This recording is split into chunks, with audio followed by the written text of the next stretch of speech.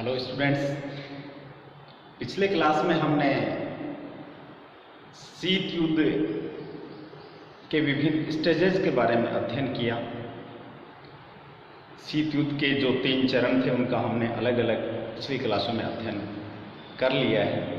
आज हम शीत युद्ध के दौरान घटित हुई उन विशेष घटनाओं का अध्ययन करेंगे जिन्होंने दोनों महाशक्तियों को यानी पूंजीवादी खेमे यानी यूएस एवं यूएसएसआर को तनावपूर्ण संबंधों के निर्माण के लिए बाध्य किया।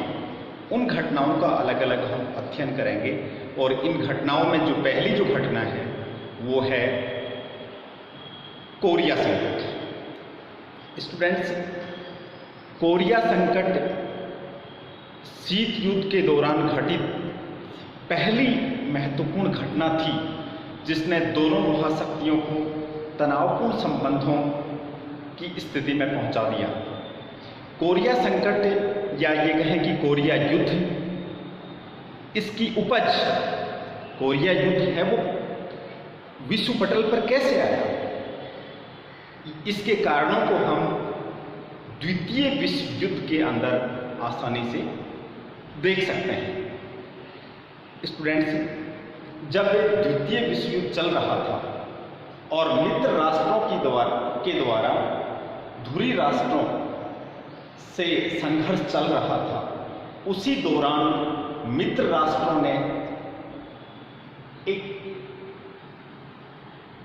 समझौता किया था। उनके मध्य एक पैक्ट हुआ था जिस समझौते के माध्यम से यह तय किया गया था कि जब जापान द्वितीय विश्व युद्ध में जब जापान आत्मसमर्पण कर देगा, जापानी आत्मसमर्पण के बाद कोरिया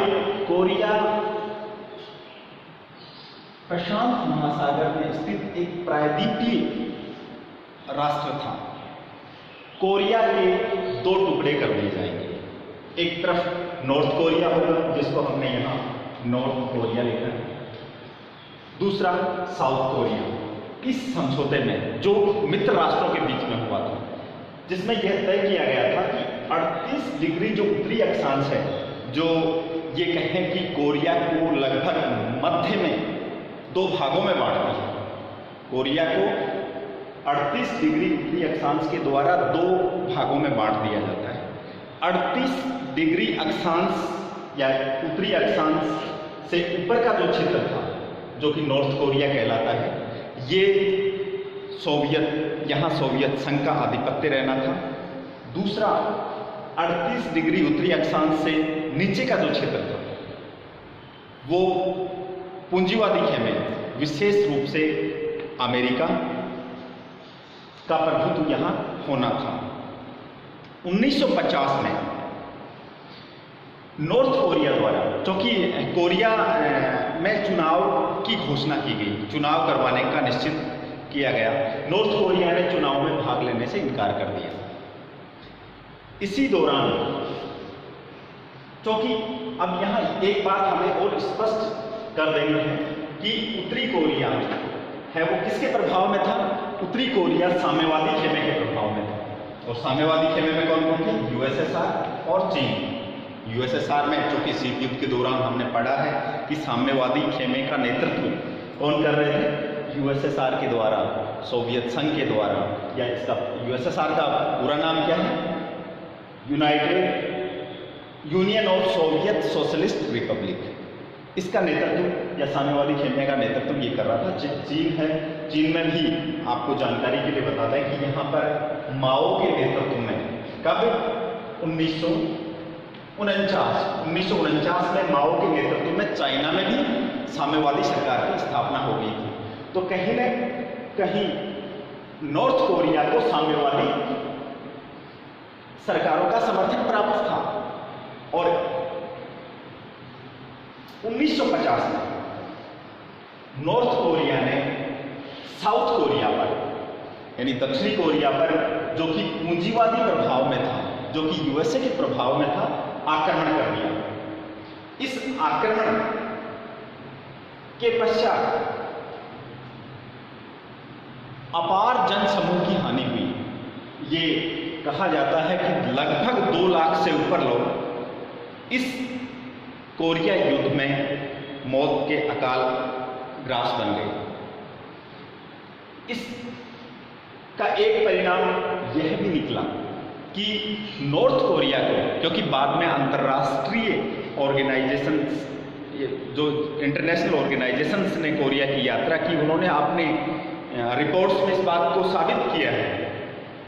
उन्होंने यहाँ तक लिखा कि कोरिया युद्ध में अमेरिका और उसके सहयोगियों के द्वारा नॉर्थ कोरिया पर इतने बम्बार्डमेंट किए गए कि नॉर्थ कोरिया की राजधानी की एक इमारत ऐसी नहीं थी जिस पर बॉम्बिंग के निशान नहीं थे। इसका मतलब इतनी बड़ी मात्रा में असला मित्र राष्ट्रों के द्वारा नॉर्थ कोरिया पर प्रयोग किया गया, जिसमें बड़ी मात्रा में लोग हताहत हुए। अब इसमें एक अंतर्राष्ट्रीय राजनीति के बड़े विद्वान हैं सुमा ने इस कोरिया संकट को एक प्रकार से सामूहिक सुरक्षा का परीक्षण कहा है, क्योंकि सामूहिक सुरक्षा का कॉन्सेप्ट हमने पहले भी देखा। नाटो की जो स्थापना हुई थी, जो यूएसए की ओर से सैनिक संगठन बना था, NATO, North Atlantic Treaty Organization. जब हम नाटो पढ़ रहे थे तो हमने इस बात का जिक्र किया था कि नाटो सामूहिक सुरक्षा पर आधारित था। सुमा ने ये कहा कि कोरिया युद्ध है वो एक प्रकार से क्या था, सामूहिक सुरक्षा का परीक्षण था। सामूहिक सुरक्षा का परीक्षण इस रूप में कि एक तरफ उत्तरी कोरिया को जो कम्युनिस्ट प्रभाव वाले राष्ट्र हैं वो सपोर्ट कर रहे थे, जिसमें हम यूएसएसआर का नाम गिना सकते हैं, जिसमें हम चाइना का नाम गिना सकते हैं। दूसरी तरफ जो साउथ कोरिया था उसको पूंजीवादी खेमे का समर्थन प्राप्त था, और ये कहें कि इसमें अमेरिका और उसके अन्य मित्र राष्ट्र मिलकर साउथ कोरिया की सहायता कर रहे थे। एक प्रकार से सामूहिक सुरक्षा का ये सामूहिक परीक्षण इसको कहा गया। कोरिया संकट ने शीत युद्ध की गर्मी को अत्यंत बढ़ा दिया, यानी दोनों महाशक्तियां कोरिया संकट के समय एक दूसरे के आमने सामने हो गई थी, और ये लगने लगा था कि किसी भी समय तीसरा विश्व युद्ध हो सकता है। अब देखो इसकी पृष्ठभूमि को हम और जानने का प्रयास करें तो हुआ क्या था कि यूएनओ की सिक्योरिटी काउंसिल में यूएसए के द्वारा एक प्रस्ताव लाया गया, और उस प्रस्ताव की टाइमिंग बड़ी जबरदस्त थी, क्योंकि उस समय जब ये प्रस्ताव लाया गया, जब उस समय सोवियत संघ के प्रतिनिधि सिक्योरिटी काउंसिल में उपस्थित नहीं थे, या दूसरे शब्दों में कहें तो यूएसएसआर या सोवियत संघ के अनुपस्थिति में यूएनओ की सुरक्षा परिषद में यूएसए के द्वारा एक प्रस्ताव लाया गया, जिसमें ये कहा गया कि नॉर्थ कोरिया को आक्रामक राष्ट्र घोषित किया जावे, और अमेरिका की ये प्रयास रंग लाए। मित्र राष्ट्रों ने मिलकर, यानी यूएन सिक्योरिटी काउंसिल के जो अन्य मेंबर्स थे, सबने मिलकर नॉर्थ कोरिया को एक आक्रामक राष्ट्र घोषित कर दिया, और इस आक्रामक राष्ट्र की घोषणा के पश्चात यह निर्णय लिया गया कि यूएनओ के सदस्य राष्ट्र कोरिया गणराज्य में की सहायता के लिए, क्योंकि उन्होंने कहा कि नॉर्थ कोरिया अटैक कर रहा है साउथ कोरिया पर, और सशस्त्र ये जो आक्रमण हुआ है इसका मुकाबला करने के लिए यूएनओ के सदस्य राष्ट्र मिलकर क्या करेंगे, साउथ कोरिया की सहायता करेंगे। और इस प्रकार का एक प्रस्ताव, एक प्रपोजल यूएनओ सिक्योरिटी काउंसिल की ओर से बनाया गया। इस यूएनओ का जो सैन्य समूह बनाया गया, इसका नेतृत्व दिया गया था जनरल मैकार्थर को। जनरल मैकार्थर एक अमेरिकी जनरल थे, जिनके नेतृत्व में यूएनओ सिक्योरिटी काउंसिल ने एक सैन्य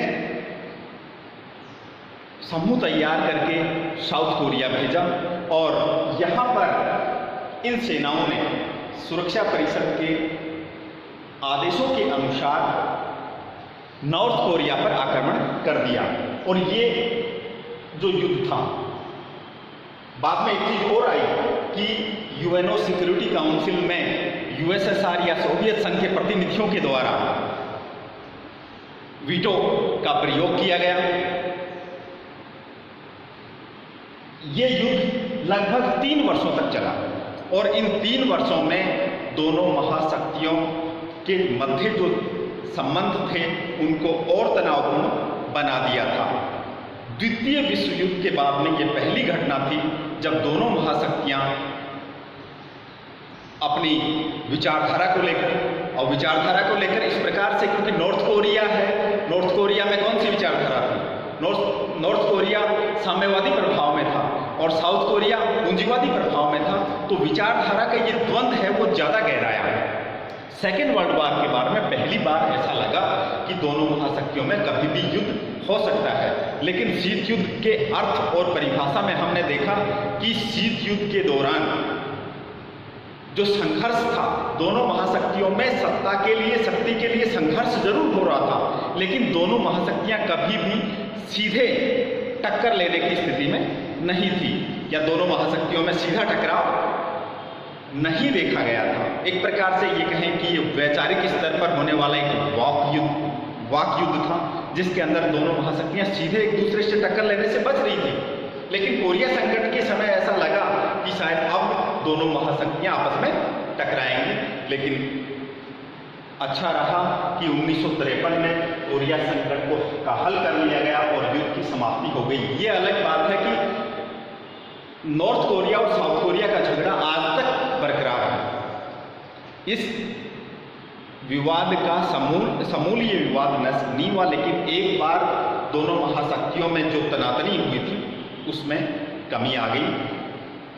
नेक्स्ट घटना के साथ हम अगले क्लास में उपस्थित होंगे। Thank you.